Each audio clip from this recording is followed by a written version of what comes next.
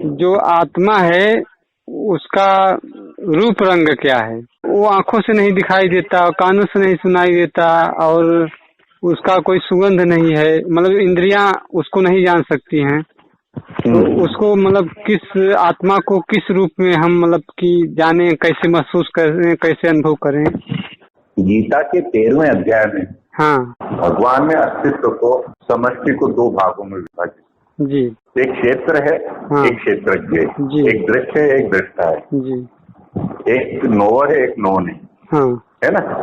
तो एक जो जगत हम सब दूर देख रहे हैं अपने आसपास, ये शरीर, ये मन, जो जो हमें जानने में आ रहा है, जो जो हमारे अनुभव में आ रहा है, हाँ वो सब क्षेत्र है जी इसको आजकल विज्ञान की भाषा में क्वांटम फील्ड बोलते हैं, हाँ है ना। तो वो सब अनात्मा है, जी जिसको भी हम जानते हो सब अनात्मा, चाहे वो शरीर हो, मन हो, विचार हो, जगत हो, है ना। वो जो जानने वाला है हाँ उसको बोलते हैं आत्मा। जी आत्मा यानी मैं, आत्मा यानी दृष्टा, आत्मा यानी जानने वाला, नोवर, आत्मा यानी साक्षी, जो सबको जानता है। जी लेकिन वो उसको कोई नहीं जान सकता है। वो हो सकते हो आप आत्मा हो सकते हो, आत्मा को देख नहीं सकते हो, जी क्योंकि वो देखने वाला है ना सबको। सही है। उसको कैसे देखोगे?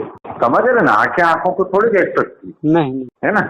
तो आत्मा का न कोई रंग होता है, न कोई रूप होता है। तो उसका क्या पहचान है? उसकी पहली पहचान है वो बोध स्वरूप हो। कौन था? मैं हूँ। आत्मा में अपने होने का बोध है, क्योंकि वो चेतन है ना, बोध स्वरूप है। हाँ तो उसका पहला अनुभव यह है कि मैं हूँ, बिना शब्द के, जी है ना। यानी वो है और उसका बोध भी है, उसको है। और तीसरा है वो आनंद स्वरूप है जी उसकी कोई सीमाएं नहीं है। तो इस आत्मा का अनुभव कैसे करें? इसका ऐसा अनुभव करेंगे कि जो जो हमें दिख रहा है, विचार, भाव, है ना, उनको साक्षी भाव से देख, जब वो शांत हो जाए, है ना, उनके शांत होने के उपरांत क्या शेष रहेगा? मेरा होना। उसमें बने रहे और उसकी गहराई में जाए, डेप्थ में। ये हमारी ड्यूटी है। जब हम पूरी डेप्थ में उतर जाएंगे ना, जानने को कुछ नहीं बचेगा, तब हम अपने को जान पाएंगे। जब जानने को कुछ शेष नहीं रहे, कोई दृश्य नहीं रहे, दृश्य रही दृष्टा हो, कोई वृत्ति नहीं हो, योगचित्त वृत्ति निरोधक तथा दृष्टा स्वरूप अवस्था हो। योग का क्या अर्थ है? सारी वृत्तियां हैं ना, जो मन की, चित्त की, विचार, भाव, स्मृतियां, जब सब शांत हो जाती है, तब दृष्टा अपने स्वरूप में स्थित हो जाता है। क्यों? क्योंकि अब कोई दृश्य नहीं है तो दृष्टा किसका? अब दृष्टा भाव भी शांत हो जाता, मात्र आत्म भाव रह जाता, होना रह जाता, स्वभाव हो जाता, स्वरूप रह जाता। ये है आत्मज्ञान का तरीका। आत्मा दृश्य नहीं कि आप देख सको, आत्मा है ना, क्योंकि यह दृश्यम तद जड़म, आत्मा अनात्मा, कि जिसको भी हम दृश्य, और दृश्य का होता है जड़ होता है, वो अनात्मा है। समझ रहे ना। तो जैसे रूप, रंग, जितने भी अनुभव है, सब दृश्य, वो सब आत्मा नहीं है, वो सब अनात्मा है ना। वेदांत में कहा है पहला आपका जो कंडीशन है, शर्त है, वो है दृष्टा दृश्य का विवेक, आत्मा और अनात्मा का विवेक। तो जो जानने में आता है वो सब अनात्मा है, अनित्य है, वो मैं नहीं हूँ। जो सबको जान रहा है वो एक आत्मा, उसको कोई नहीं जानता। गीता के 13वें अध्याय में भगवान ने अस्तित्व को, समष्टि को दो भागों में विभाजित। जी एक क्षेत्र है, एक क्षेत्रज्ञ, एक दृश्य है, एक दृष्टा है, एक नोवर है, एक नोन है ना। तो एक जो जगत हम सब दूर देख रहे हैं अपने आसपास, ये शरीर, ये मन, जो जो हमें जानने में आ रहा है, जो जो हमारे अनुभव में आ रहा है, वो सब क्षेत्र है। इसको आजकल विज्ञान की भाषा में क्वांटम फील्ड बोलते हैं, है ना। तो वो सब अनात्मा है, जिसको भी हम जानते हो सब अनात्मा, चाहे वो शरीर हो, मन हो, विचार हो, जगत हो, है ना। वो जो जानने वाला है उसको बोलते हैं आत्मा। आत्मा यानी मैं, आत्मा यानी दृष्टा, आत्मा यानी जानने वाला, नोवर, आत्मा यानी साक्षी, जो सबको जानता है। लेकिन वो उसको कोई नहीं जान सकता है। वो हो सकते हो आप आत्मा हो सकते हो, आत्मा को देख नहीं सकते हो, क्योंकि वो देखने वाला है ना सबको। सही है।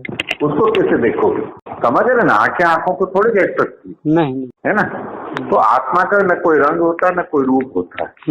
तो उसका क्या पहचान है? उसकी पहली पहचान है वो बोध स्वरूप हो। कौन था? मैं हूँ। आत्मा में अपने होने का बोध है, क्योंकि वो चेतन है ना, बोध स्वरूप है। हाँ। तो उसका पहला अनुभव ये है कि मैं हूँ, बिना शब्द के जी। है ना, यानी वो है और उसका बोध भी है, उसको है। और तीसरा है वो आनंद स्वरूप है जी। उसकी कोई सीमाएं नहीं है। तो इस आत्मा का अनुभव कैसे करें? इसका ऐसा अनुभव करेंगे कि जो जो हमें दिख रहा है, विचार भाव है ना, उनको साक्षी भाव से देख, जब वो शांत हो जाए है ना, उनके शांत होने के उपरांत क्या शेष रहेगा? मेरा होना। उसमें बने रहे और उसकी गहराई में जाए, डेप्थ में। ये हमारी ड्यूटी। जब हम पूरी डेप्थ में उतर जाएंगे ना, जानने में कुछ नहीं बचेगा, तब हम अपने को जान पाएंगे। जब जानने में कुछ शेष नहीं रहे, कोई दृश्य नहीं रहे, दृश्य रही दृष्टा हो, कोई वृत्ति नहीं हो, योगचित्त वृत्ति निरोधक तथा दृष्टा स्वरूप अवस्था हो। योग का क्या अर्थ है? सारी वृत्तियां हैं ना, जो मन की, चित्त की, विचार भाव, स्मृतियां, जब सब शांत हो जाती है तब दृष्टा अपने स्वरूप में स्थित हो जाता है। क्यों? क्योंकि अब कोई दृश्य नहीं है तो दृष्टा किसका? अब दृष्टा भाव भी शांत हो जाता, मात्र आत्म भाव रह जाता, होना रह जाता, स्वभाव हो जाता, स्वरूप रह जाता। ये है आत्मज्ञान का तरीका। आत्मा दृश्य नहीं कि आप देख सको, आत्मा है ना, क्योंकि यह दृश्यम सब जड़म आत्मा अनात्मा, कि जिसको भी हम दृश्य, और दृश्य का होता है जड़ होता है, वो अनात्मा है, समझ रहे ना। तो जैसे रूप रंग जितने भी अनुभव है सब दृश्य, वो सब आत्मा नहीं है, वो सब अनात्मा है ना। वेदांत में कहा है पहला आपका जो कंडीशन है, शर्त है, वो है दृष्टा दृश्य का विवेक, आत्मा और अनात्मा का विवेक। तो जो जानने में आता है वो सब अनात्मा है, अनित्य है, वो मैं नहीं हूँ। जो सबको जान रहा है वो एक आत्मा, उसको कोई नहीं जानता।